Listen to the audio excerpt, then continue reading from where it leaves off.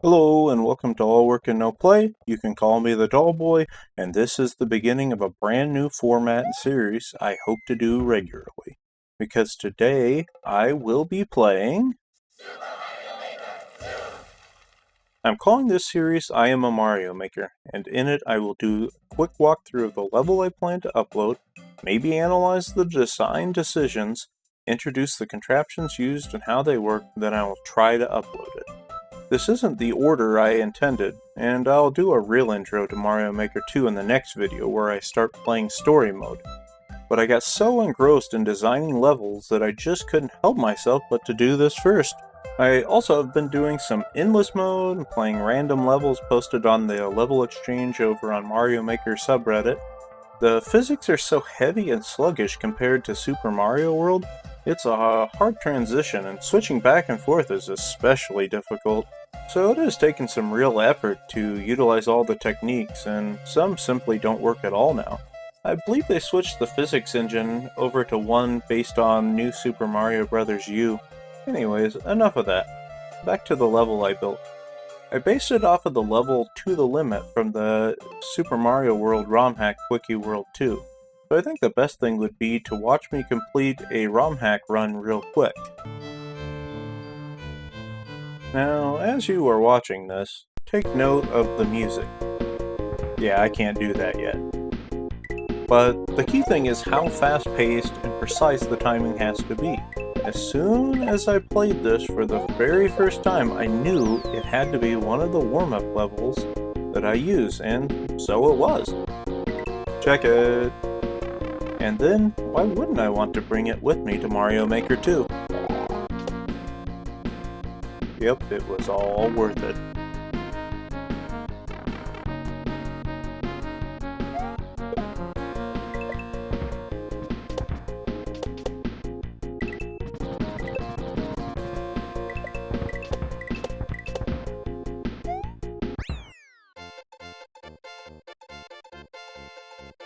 Okay, so if I had unlimited time and knew every trick in Mario Maker, I could probably reproduce most of this perfectly. However, some things are simply impossible. There exists no cannon to shoot Mario out of, so I had to improvise. This gave the best feel, but required a jump. No upside-down munchers on pipes, as far as I can tell. This one is silly, but you can't just place a Koopa shell. Anyways, the shell will be here, grab it, jump over. This part is more precise than the ROM hack. It requires a corner jump.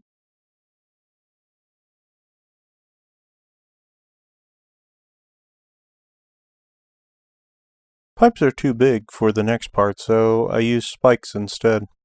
I like spikes. So this is where the real jank begins. I tried everything to create a Koopaling, nothing doing. Probably wasted 2 hours playing with Koopa Troopas. There isn't enough space, so this is a little close. You can actually hit this corner. Obviously no Koopaling, so the spring is the only alternative I've found. So everything had to be shortened up. There isn't the delay from a Koopaling kicking the shell anymore. Consequently and thankfully I gave up on the double jump mechanic. Even after hours of work I never got it to work right. Now you jump on the shell back here, and if you were forward enough and didn't lose all momentum, you will make it. To replace the tight timing of the Koopaling being in position, I resorted to this silly beetle. It feels pretty much the same in the end.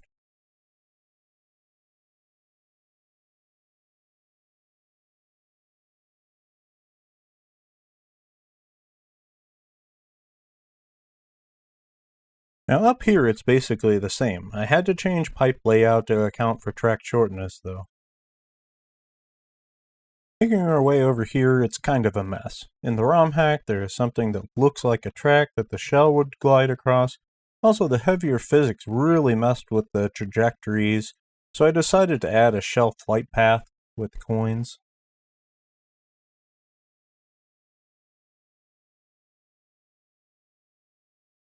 If you can still do mid-airs, you can make it up here, and the pipe leads to the goal.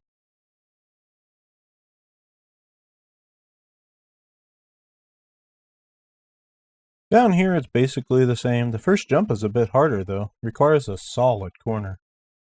This part is exactly the same. For some reason, this jump is now very hard.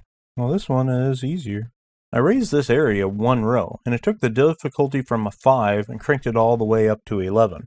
No clue why either. Anyways, you usually don't quite make the shell. You really need the whole ramp to get back up to P-speed and make it in that pocket. And carry the momentum to make the next jump as well.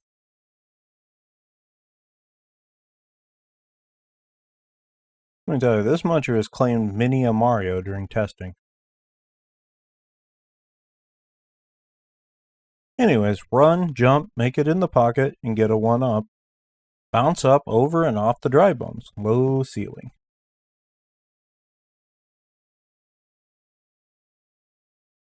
Now, in the ROM hack, this requires regrabs. For those that may not know what a regrab is, it's letting off of the jump and regrabbing it.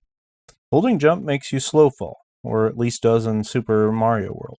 The effects in Mario Maker are limited and just hard to quantify.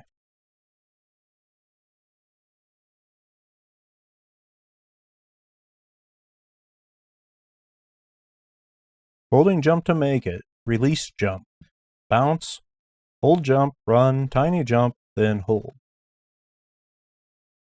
You have to land near the edge and let this fall a little bit to make it. Regrab, regrab. In Mario Maker, hitting the thwomp too late gets you in the spikes. Anyways, it's regrabs all the way down. In Mario Maker, where you hit the thwomp and momentum are more important though. Too late, you hit the spikes. Too slow, you miss the next thwomp.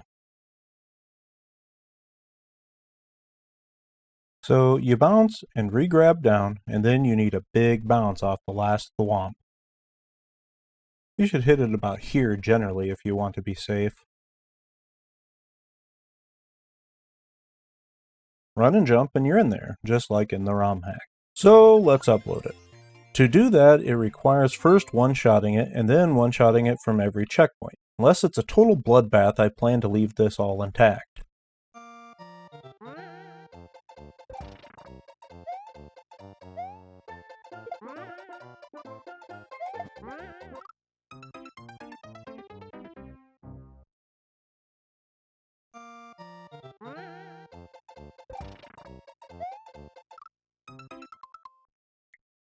In the ROM hack, that's free. Not so much here. Oh, flaccid jump. The no blocks have this weird delay. You hit jumps so late. There's some spaghetti.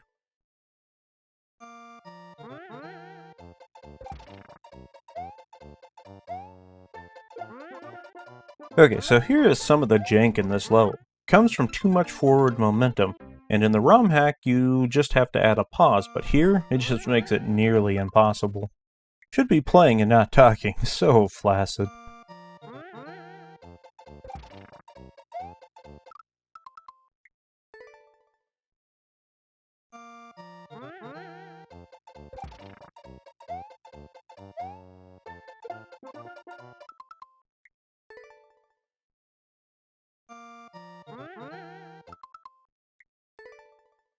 If Nintendo lets us re-upload courses without losing everything, there is so much I would try to fix.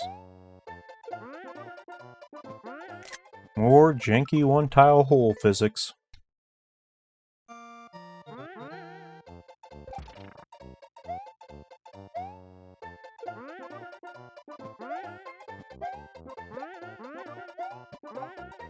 Almost saved it, and would have been epic.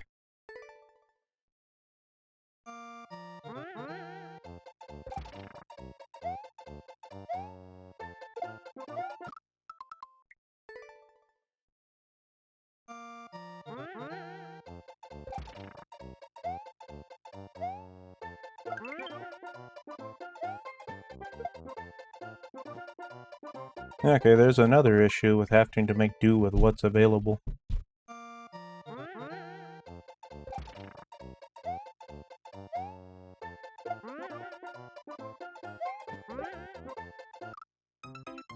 This is why I like the Koopa shell here. If I was good, I could have saved this.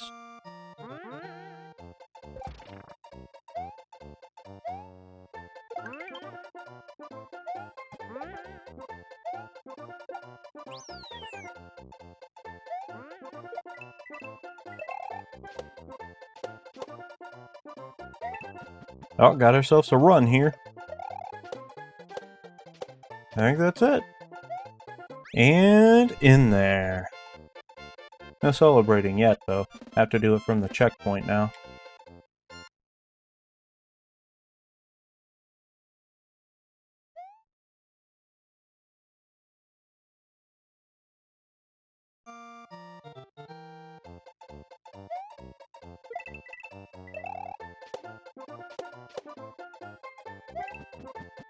Earlier, that is what I was on this jump for.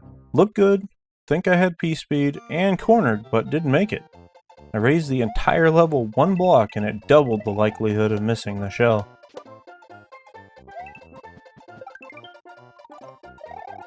Yep, so you can't hit that thwomp past the middle.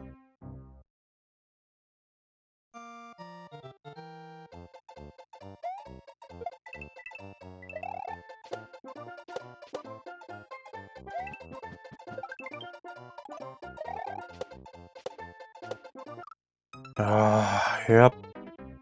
Lost momentum. Maybe I should have been re-grabbing. Maybe it makes a difference.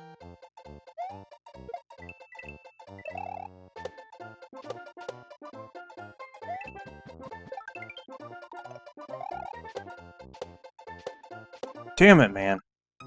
That was it. Finger slipped off the button. I am just a total disgrace.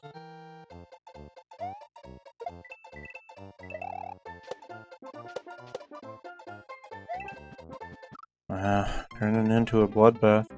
And after I'm warmed up and on the easy part, just choking, getting janked out of it.